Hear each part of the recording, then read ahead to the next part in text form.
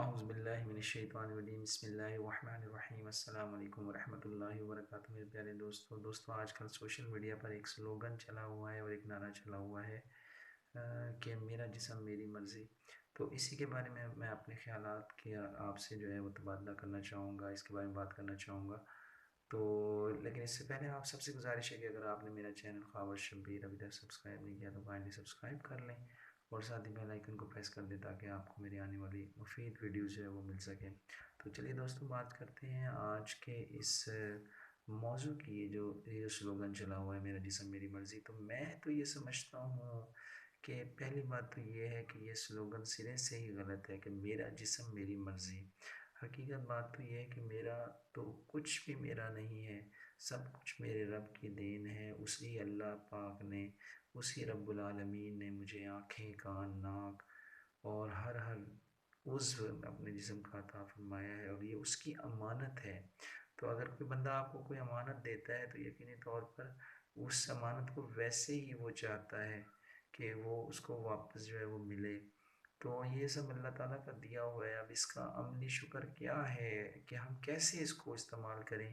جیسے اللہ پاک نے جو ہے وہ اپنے پیارے حبیب صلی اللہ علیہ وسلم کے ذریعے سے، صحابہ کے ذریعے سے ہم تک جو ہے وہ پہنچایا کہ اپنے صلاحیتوں کو، اپنی جان کو، اپنے مال کو، وقت کو کیسے جو ہے وہ استعمال کرنا ہے. تو اگر تو جو مرد ہیں وہ اپنے آپ کو پیارے نبی صلی اللہ علیہ وسلم کی صورت اور سیرت کے مطابق ڈھالیں گے، جسم اپنا مرضی نہیں، جسم میرا لیکن مرضی میرے اللہ کی چلے گی.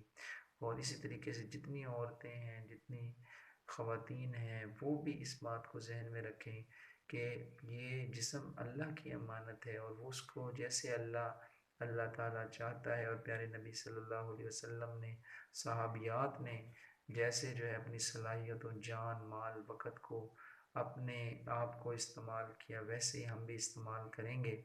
تو یہ اپنی نظروں کی، یہ اس میں کیا ہے، ہم کس طریقے سے اپنے جسم کو، اپنی ہر چیز کو اچھے طریقے سے استعمال کر سکتے ہیں. تو اس کا یہی طریقہ ہے کہ ہم جو ہے وہ پہلی بات تو یہ ہے کہ نظروں کی حفاظت کریں.